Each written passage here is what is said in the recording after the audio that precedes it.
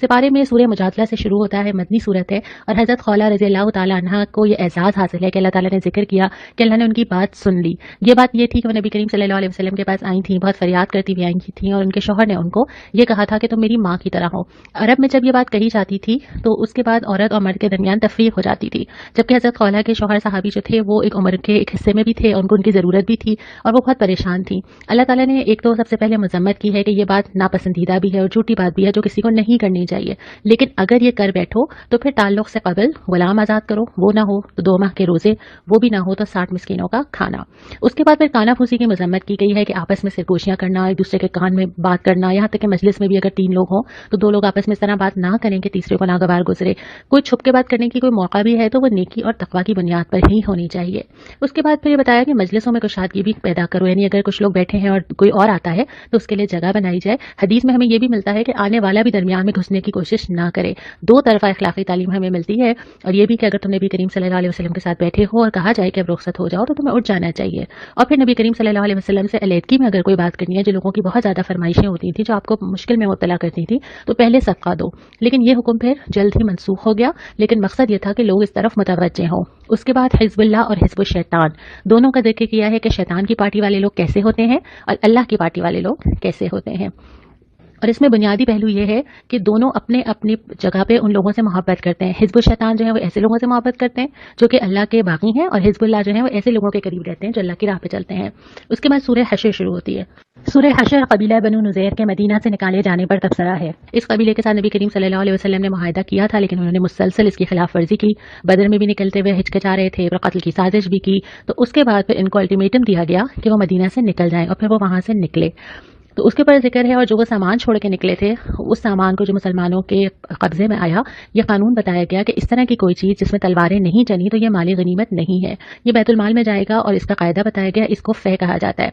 फिर एक अहम तरीन दफ़ा है इस्लामिक कॉन्स्टिट्यूशन की, जो रसूल तुम्हें दे दे वो ले लो और जिससे रोके वो रुक जाओ। ये हमेशा मेरे और आपके लिए है कि नबी करीम सल्लल्लाहु अलैहि वसल्लम का फरमान और आपकी हदीसें। उसके बाद अंसार और महाजरीन की तारीफ़ की गई है, उनकी नेकी की।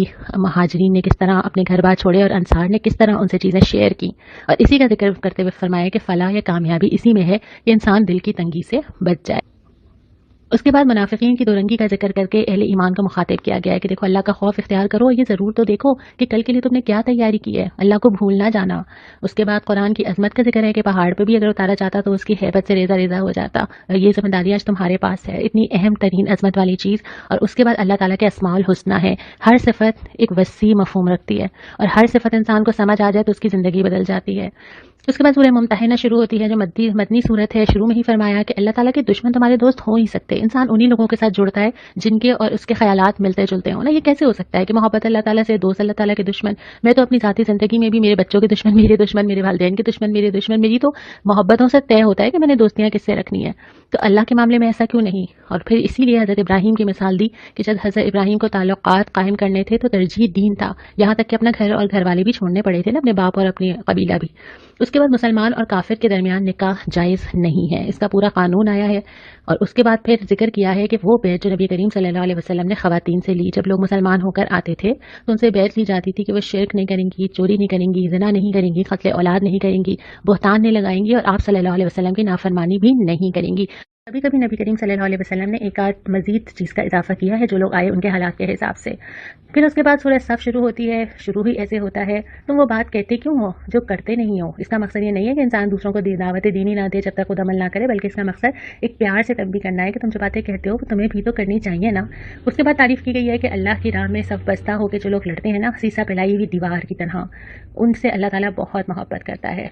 और फिर हज़रत ईसा और मूसा का अपनी कौमों को मुखातिब करना, और फिर उसके बाद अल्लाह ताला का ये फैसला है कि अल्लाह तो अपना नूर फैला कर रहेगा। ये भी फरमाया कि ये लोग अपनी मुंह की फूंकों से, जिसकी कोई हैसियत ही नहीं है, जो इस्लाम के खिलाफ साजिशें चली जा रही हैं, चली जाती रही हैं, वो अल्लाह के लिए फूंकों की तरह, उससे अल्लाह ताला को कोई फ़र्क नहीं पड़ता। अल्लाह ने अगर अपना नूर फैलाना है तो वो फैला कर रहेगा, किसी को कितना ही नागवार हो, क्योंकि अल्लाह ताला ने अपना रसूल इस दीन को भेजा किस लिए भेजा है, घरों में रखने के लिए नहीं भेजा है। ये सिस्टम है और इसको नाफिज होना है, और अल्लाह ताला ने भेजा ही गालिब होने के लिए है। उसके बाद फरमाया कि मैं तुम्हें ایک ایسی تجارت بتا دوں، انویسٹمنٹ. ہمیں انویسٹمنٹ کا بڑا شوق ہوتا ہے نا، ہمیں پتہ چل جائے کہاں انویسٹمنٹ کی جائے، کہاں زیادہ فائدہ ہے، سیونگ کیسے کی جائے. اللہ تعالیٰ فرماتے ہیں کہ میں بتاتا ہوں تمہیں. وہ کیا ہے کہ ایمان اور جہاد، جد و جہد، ان دو چیزوں کو پکڑ لو. اور اس کے بعد مخاطب ہو کے کہا ہے کونوا انصار اللہ، اللہ کے مددگار ہو جاؤ.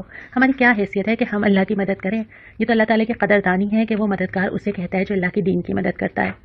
اس کے بعد سورہ جمعہ شروع ہوتی ہے. نبی کریم صلی اللہ علیہ وسلم کی بعثت کو اللہ کا فضل قرار دیتے ہوئے یہودیوں کے اس ظلم کی تردید کی جاتی ہے کہ وہ اللہ تعالیٰ کے چہیتے ہیں. اور اس کے بعد پھر جمعے کی نماز کی اہمیت آ جاتی ہے.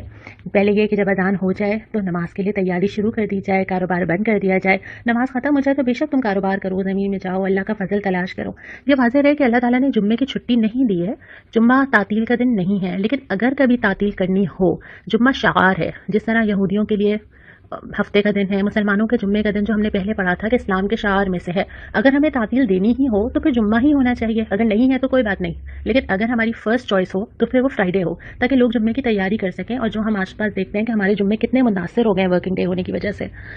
اس کے بعد پھر سورہ منافقون شروع ہوتی ہے اور منافقین کی ساری نشانیاں آ جاتی ہیں. جھوٹ بولتے ہیں، قسمیں کھا کھا کے بات کرتے ہیں، اللہ کے راستے سے لوگوں کو روکنے کی کوشش کرتے ہیں. خود تو رکتے کوشش کرتے ہیں دوسرے بھی رک جائیں.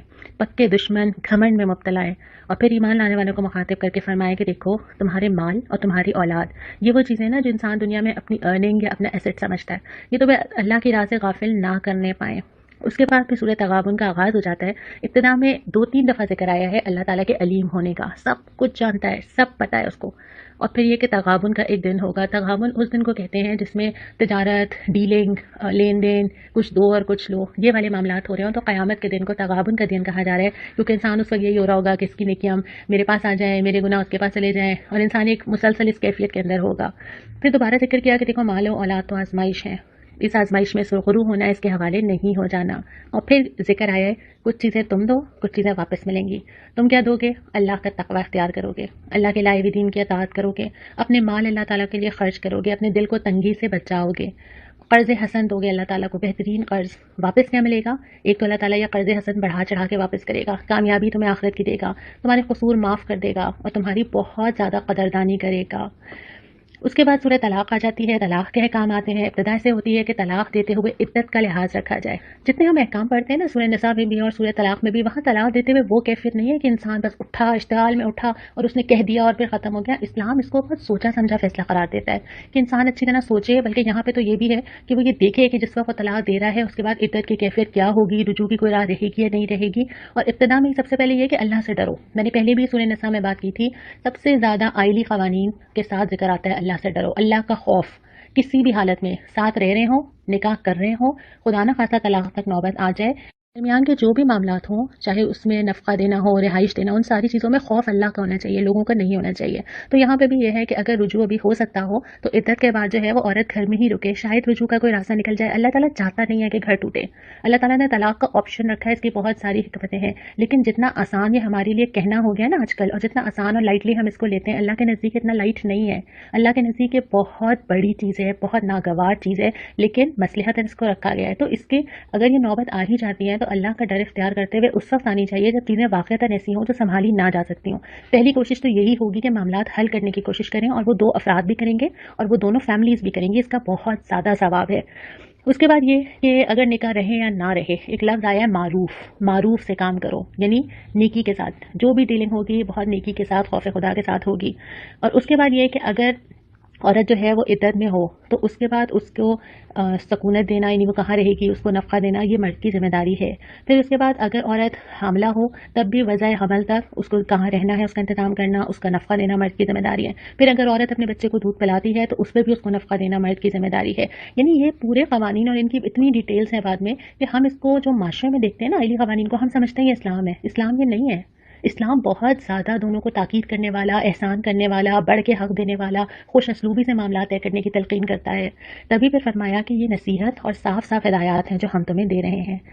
اس کے بعد میں سورہ تحریم آتی ہے. ابتدا میں نبی کریم صلی اللہ علیہ وسلم کو متوجہ کیا جاتا ہے کہ آپ کسی حلال چیز کو حرام نہ کریں. آپ صلی اللہ علیہ وسلم شہد مرغوب تھا، اور جب ازواج مطہرات نے ان سے ذکر کیا کہ آپ کے منہ سے شہد کی اسمیل آتی ہے تو آپ نے یہ فرمایا کہ اب میں شہد نہیں کھاؤں گا. اس کے اوپر یہ آیت آئی تھی کہ اللہ کے نبی کی کوئی ایسی بات کہہ دینا پھر وہ مسلمانوں کے لیے پر حرام ہونے کا خطرہ تھا. پھر ازواج نبی کو متنبع کیا گیا ہے کہ دو نے آپس میں نبی کریم صلی اللہ علیہ وسلم کا ایک راز افشا کر دیا تھا، اس پہ تنبیہ کی گئی. پھر مسلمانوں کو ہدایت کی گئی کہ دیکھو اپنے آپ کو تو بچانا ہی ہے، اپنے گھر والوں کو آگ سے بچاؤ. نہیں پسند کرتے نا بچوں کے لیے کتنے کانشیس ہوتے ہیں، یہ نہ چپ جائے وہ نہ ہو جائے، بچپن سے لے کے بڑے ہونے تک نصیحتیں کرتے ہیں، سمجھاتے ہیں. تو زیادہ جو میٹر کرتا ہے وہ یہ کہ وہ آگ سے بچ جائے. پھر وہی فرمایا کہ اللہ سے توبہ کرو، توبۃ النصوح. اور اس کے بعد یہ تو آپ مجھے بتائیں گے، کفار و منافقین سے سختی سے پیش آنے کی ہدایت کی ہے. اور پھر خواتین کی مثال دی ہے. یہ خواتین 4 مثالیں یہاں بنائی ہیں، اور یہ 2 نام نوح کی بیوی اور لوط کی بیوی، ان دونوں کے ہسبینڈز شوہر نبی ہیں، لیکن ان کے کام نہیں آیا. اس کا مطلب یہ ہوا کہ مردوں کا دین مردوں کے کام آئے گا، عورتوں کا دین ان کے اپنے کام آئے گا.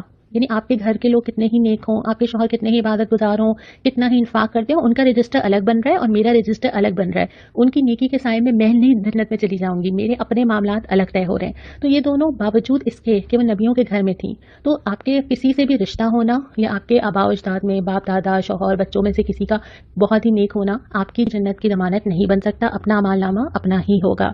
دوسری پہ اگلی مثال آتی ہے، پہلے حضرت مریم علیہ السلام کی آتی ہے کہ کیسے کیسے آزمائش سے اللہ تعالیٰ نے گزارا، ینگ ایج میں گزارا، اور کیسے وہ استقامت کے ساتھ اس سے گزری. اور دوسری آتی ہے فرعون کی بیوی کے. کتنے عذرات ہو سکتے تھے نا، کتنے آرام سے کہا جا سکتا تھا میرے تو حالات اتنے سخت ہیں، میرے تو شوہر اجازت نہیں دیتے، میرے گھر میں تو یہ کیفیت ہی نہیں ہے، میں کیسے دین پہ چل سکتی ہوں. بہت اچھا کیس بن سکتا تھا نا. انہوں نے اسی میں سے راہ نکالی، اور ایسی نکالی کہ آج اللہ تعالیٰ نے قرآن میں ذکر رکھ دیا کہ کئی 100 سال بعد بھی مسلمان پڑھتے رہیں اور رشک کرتے رہیں. تو میرے اور آپ کے پاس کیا ریزنز ہیں، ہمارے پاس کیا وجہ ہو سکتی ہے کہ جب ہم اللہ تعالیٰ کے پاس جائیں تو ہم اللہ تعالیٰ سے کیا کہیں گے کہ اللہ تعالیٰ اتنی پرابلمس تھی زندگی میں، کیا بتائیں گے؟ دنیا بہت تھی، بہت کام کرنے پڑتے تھے گھر میں، بہت مصروفیات پھیلی ہوئی تھیں، بہت کچھ جانا ہوتا تھا، لانا ہوتا تھا، بہت ملنا ہوتا تھا. یہ ریزنز ہوں گے ہمارے پاس. ہو سکتا ہے اگر میں ٹھیک کہہ رہی ہوں کہ کیا ہمارے پاس یہ ریزنز ہوں گے کہ ہمارے گھر والے ہمیں اسلام کا نام لینے پہ مارتے تھے، ہمیں گھر سے نکال دیا گیا تھا، ہمیں اتنا مارا گیا تھا کہ ہمارے جسم سے خون نکل آیا تھا، یا ہمارا نان نفقہ روک دیا گیا تھا. کیا ریزنز ہے؟ واقعی ایسے حالات فیس کر رہے ہیں؟ ہم نہیں کر رہے ہیں نا. بات یہ ہے کہ اپنے دل کو منانا ہوتا ہے. جب انسان اپنے آپ کو راضی کر لیتا ہے نا کسی بھی چیز کے لیے، پھر وہ ایسے ایسے راہیں نکالتا ہے، خود ہی اپنا کیس تیار کرتا ہے، خود ہی اس کو پتا ہوتا ہے کہ میں نے کیا چیز کیسے کرنی ہے. ٹائم ٹیبل بھی آگے پیچھے ہو جاتا ہے، وقت بھی نکال لیا جاتا ہے، ترجیحات بھی طے ہو جاتی ہیں. تو بہت ساری چیزیں ایسی ہوتی ہیں جس میں ہم سمجھ رہے ہوتے ہیں کہ ہم دوسروں کی وجہ سے نہیں بڑھ پا رہے، اصل میں ہم خود ہی اس کی سب سے بڑی وجہ ہوتے ہیں.